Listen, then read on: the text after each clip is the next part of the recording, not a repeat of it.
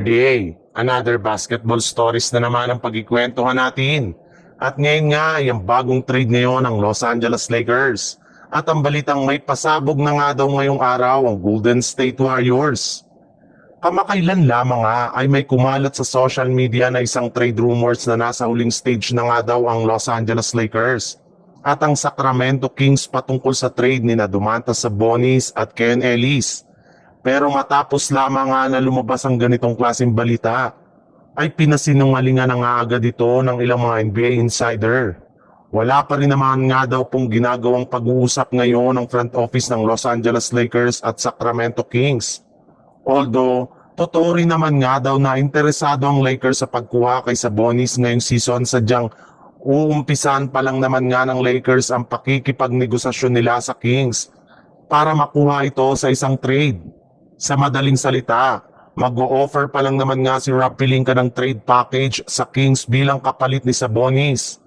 Hindi pa nga po nila alam kung makukuha nila ito agad since may ibang mga team rin naman nga ang interesado sa pagkuha dito na meron mas magagandang offer sa Kings.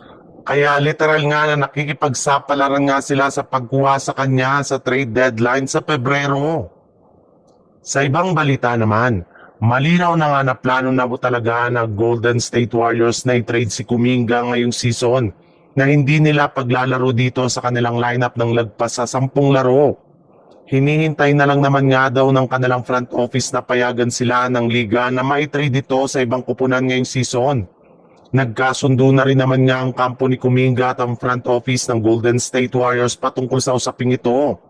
Ngunit ayon nga sa pinakahuling inilabas na balita ngayong araw, bagamat man nga balak na ng Golden State Warriors na i-trade si Kuminga ngayong season, ay posible pa rin nga ito na maudlot kung sakasakali man nga na hindi magustuhan ng kanilang front office ang mga manlalarong makukuha nila kapalit nito sa trade market.